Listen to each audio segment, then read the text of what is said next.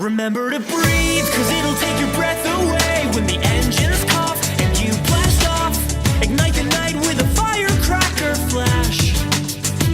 Remember to live, cause you're... Hello, I'm AxelMC131 and welcome back to the Kerbal Space Program, and we're just in the tracking station at the moment looking at Kerbin, and just going to go to the Longbow 2 because well, not without recording, I went and fiddled around for about 10 minutes trying to get a maneuver set up that would bring my periaps to the moon below, I think it's about 50 or 40 kilometers is low over the moon, and then bring the return trajectory back with it to about like 20 kilometers from the surface of Kerbin. That was surprisingly hard. But I have it. You can't see the continuation from here, but after that moon escape, we're in an orbit that brings us back down to Kerbin. So, we are going to carry on. That's in about 20 minutes, so we're just going to fly and time warp up to there now that we have it set up. Because it was incredibly tedious. I made the right choice not recording it. But not kidding, it took me like 10-12 minutes to set up, which was probably the longest I've ever set up a maneuver. I kept thinking, you know, I'm really not going to bother. Wait, yes I am going to bother. So this is what it actually looks like. We've got a burn here, which is going to bring our orbit up to there. We're going to go up, and the moon's going to come up behind and catch up with us. So if I just focus my view on the moon, it's going to do like that around the moon. It's kind of hard to explain until you actually get to it and the orbit changes. But, come on. Let me go back. Okay, focus on Kerbin, fine. But once we do that, we're going to have a low pass over the moon, so we can get high and low orbit science. Well, not high and low orbit, but high and low science. And then our return trajectory, which is incredibly inclined, is going to bring us back down at about 16 kilometers there. So hopefully that will slow us down to the point that we land without actually anything exploding. I think so. We're not into planetary speeds, we're just into lunar speeds, so we should be fine, and I'm fairly sure that we've got 800 meters per second of delta V in that stage, and theoretically it's all we'll need. However, I am concerned about having this decoupler, so I think I'll keep that the service stage for as long as possible, or the orbital stage, but we're just going to orient ourselves so that we're pointing in the right direction. The lovely Longbow once again. Whoop, there's the maneuver. Somewhere off to the side of the moon. There's the moon over there. And I think that this burn should be earlier. Let me just check the orientation. Yeah, so earlier when we were doing a burn for the moon with the Longbow 1, we were basically burning straight towards the moon. This one we're burning quite a lot. I think that's actually later. I think we're burning quite a lot later. But we're going to going into a higher orbit still so that it catches up. Science stuff. Astrophysics. I don't understand fully what I'm doing. I just know that it works. So we'll get into that, but this is the essence of the, hopefully this will be the essence of the free return. So our estimated burn is not applicable, and that's because we've only just loaded up the save, so it doesn't really have a previous thrust to calculate from. It's a very annoying bug that. I do think that the game developers squad should implement a system that maybe logs the thrust of the last thrust acted on the ship in like the persistence file or something. Because it's kind of annoying going to the tracking station, setting up nodes, going away, then coming back later and not knowing how long the burn's going to take, but I'm guessing about 20-30 seconds. So we are going to time warp around and have a look.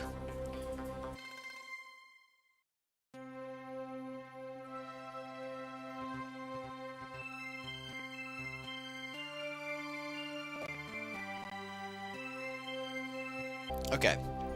Just reorient ourselves, make sure that our engine is indeed on. Yep, some lag there. Okay, and now I'm just going to do a test fire at about 20 seconds to go. Going to go Z and X. 2, 1... 40 seconds, so I want to burn there. Nope, it's going to take less than that, so I want to burn later. Goodness me, it's inconsistent. Right, let's go till about 12.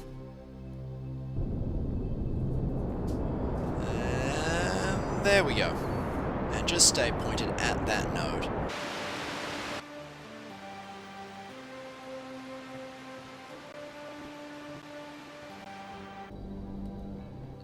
Ooh. Okay. So what's going to happen at the moment is very high periaps and a collision course with Kerbin. So I'm just going to I'm actually going to thrust limit this engine so that we get some more fine control, maybe to about 11%, and just keep burning in that direction. Whoa. We're going to need to thrust limit it some more. This is something that you can do to...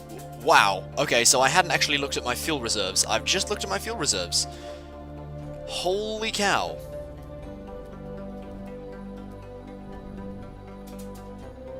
That's perfect. 36 kilometer moon periaps. Fairly high Kerbin periaps. I would have liked something lower than that. And I think that I know how to change that. Oh god, this is incredibly fiddly. I've never done something this fiddly before. I didn't realize that I would have this little fuel left, actually.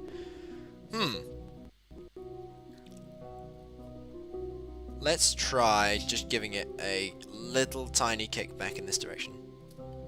35. 37. 23. 38. Okay, that will do me. Time to shut down that engine. My god! Such a small amount of fuel. Ah, boy. Right, well that was pretty intense actually. I'm quite impressed. I'm very good at over-speccing things, or under-speccing things. This is one of the first time I've, like, perfect-specced something, you know? No more than I need, no less than I need, right. But now we are going on a journey to the moon! And now our periap says it's 40-something kilometers. It's actually just slowly increasing. Why is that? I don't know why that is, but it's really annoying. Changes as I move, of course. There's some weird...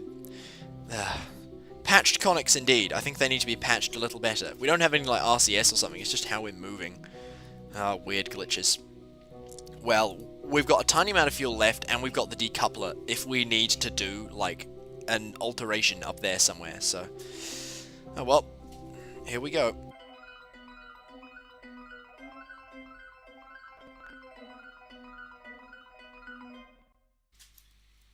Wow, that's really pretty. What my orbit's gonna do basically is a helter-skelter upwards, you know? Just an upward spiral. That's pretty awesome, actually.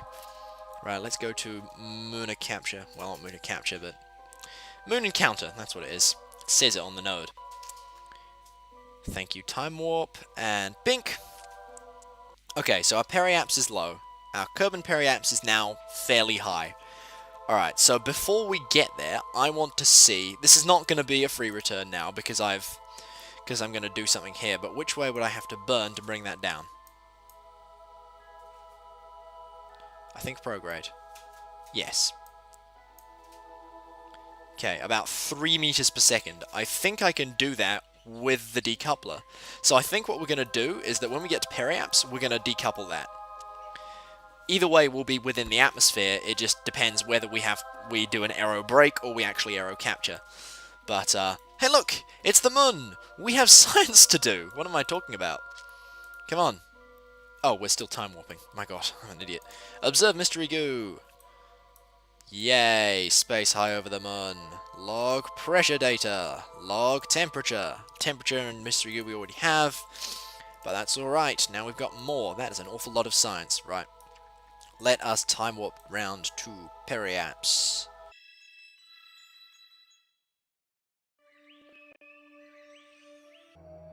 Alright, here we are. Now, I have no idea how much of a kick this thing is going to actually give me. I don't know the calculations for it, but we're going to see.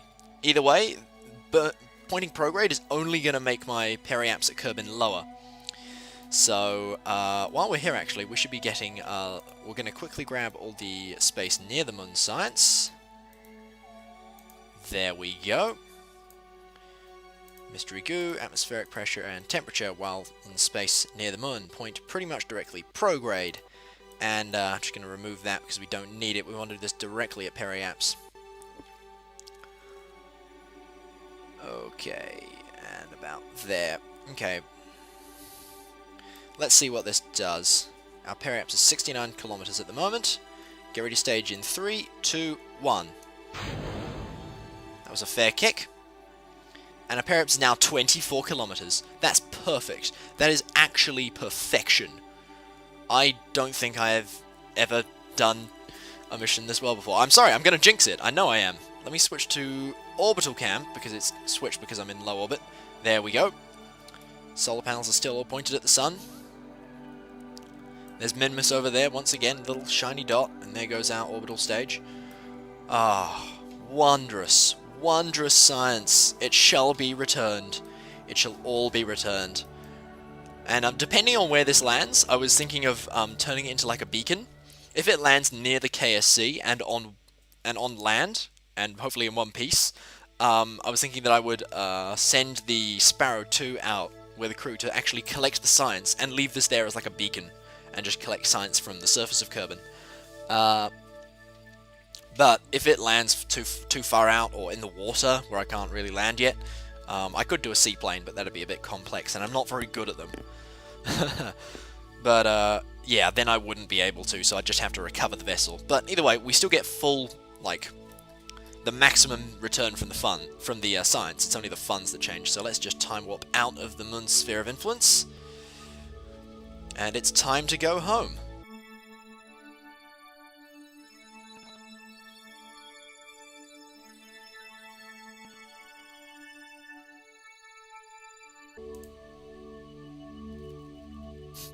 I like that there's a milestone which has escaped the gravitational influence of the moon.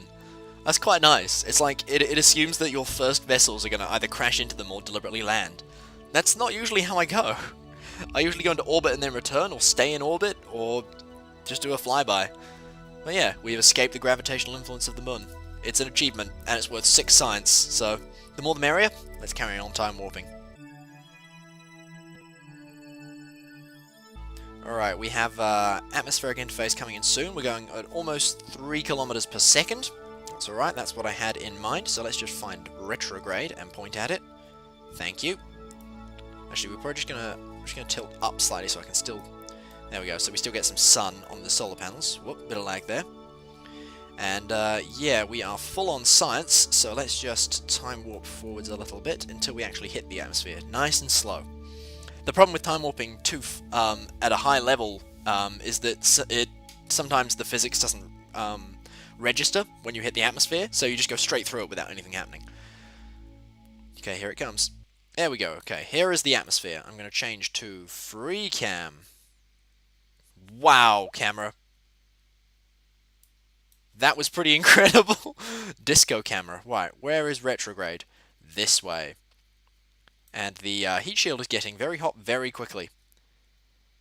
We're not producing any drag yet, but I'm going to turn the SAS off. I hope this survives. It'd be nice if it survives. If it doesn't, though, I'll still probably be quite happy, because this mission's actually gone really well, and I like it. I like it a lot. I've not really done like an unmanned thing that was this precise, you know?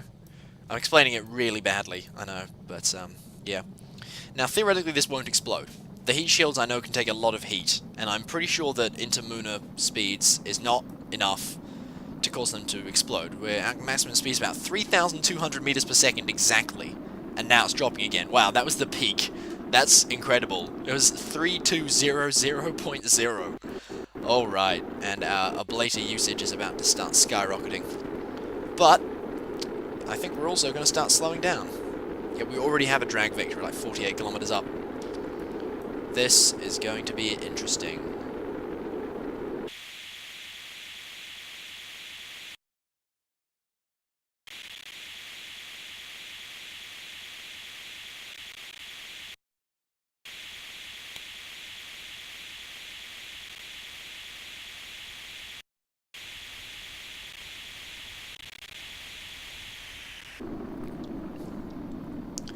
Okay, we're down to 1 kilometer per second, 20 kilometers up, and we stopped using ablator now. 173 units left. We really have far more than we ever need, but there we go. We are going to be landing in the water, it seems, so that's alright. We're just going to have to recover it manually, and I guess that just means that we're going to do it quicker. So I suppose there is that. It would have had to be pretty close to the KSC for me to be honestly bothered to actually go out and pick it up manually. Ah, well. What could have been, but wasn't. Yeah, that's such an inspirational quote. It means nothing. But, We're still coming down. I'm happy that it stayed stable. That was one of my worries with this. Even though the center of mass was down here, I was worried that it would be unstable and would flip over and everything would explode or something, but it didn't happen. Quite happy. Let's time warp down to parachute safe speed, which is about there, and smack that out. There we go.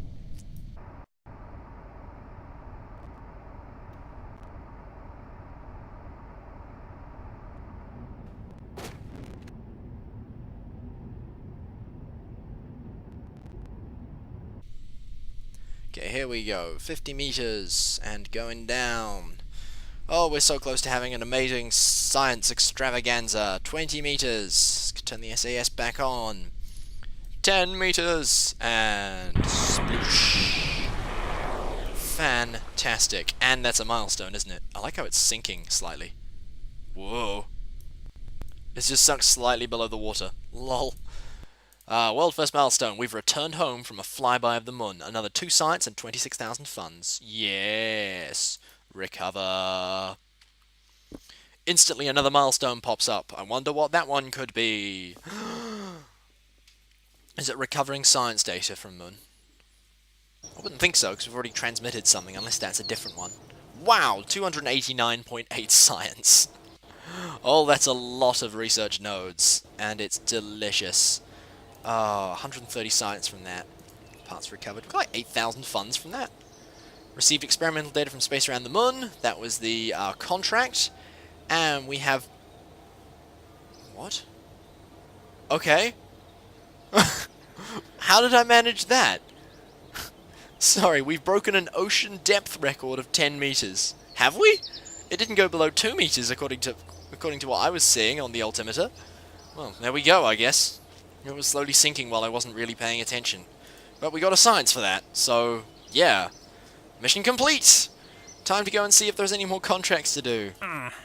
So we've still got the satellite in equatorial orbit to put in, and the Jauna Kerman or Jauna Kerman? I don't know. I never really know if words are foreign or not. But we've got to rescue her. We've got to haul that into flight above Kerbin. Oh, altitude 0 to 8,000. That's somewhat tempting, but the speed is like Mach 1 to Mach 2, so that could be quite funny, actually. We built like a super fast land vehicle. Dunno. That one might be fun. Let's do it. Ferry VIPs to destinations. Position satellite. Orbit the moon. Hey. Wonderful. And look, explore Juno. God, those come up quick, don't they? Observational surveys of the moon. And some more of those. Well, I think that we'll basically pick and mix some contracts for the next episode. But until then, we have completed the flight of the Longbow 2, which is absolutely fantastic. Wonderful, gorgeous, beautiful science. And actually, while I'm here, I might go and do... I was looking at the research tree and I was thinking that there's a few things that I want. Starting with this, because we can finally unlock the Mayfly, so I'm going to go and unlock that, and we should have room for 2 more. What are we going to get? I think I'm going to go with possibly miniaturization and... do I want to go with flight control for the RCS, or construction for the fairing? If I'm going to be putting a satellite into orbit, I think I want the fairing. So I'm going to go with this. We also get the other radial decouplers, and I'm going to go with miniaturization for the little decoupler and the little parts. So we're going to go with that, and we've got 20 science left. But yeah, so next time I'll pick and make some more contracts, and probably have a satellite ready to put into the required orbit. But that will be in the next episode. Until then, guys, thank you very much for watching. I've been Axel MC131, and I'll see you next time. Hey guys, Axel here with a quick shout out to the creator of some absolutely awe-inspiring music, one Grace Wood. As her older cousin, I am incredibly proud of her for winning the Lion Foundation Songwriting Competition for 2015, as organised by the Play It Strange Trust. Her new song, Young, Naive and Reckless, is a fantastic example of her incredible talent, and I strongly suggest you head over to her newly founded YouTube channel, or her SoundCloud, and show Grace and her music some love. Trust me, you will not be disappointed.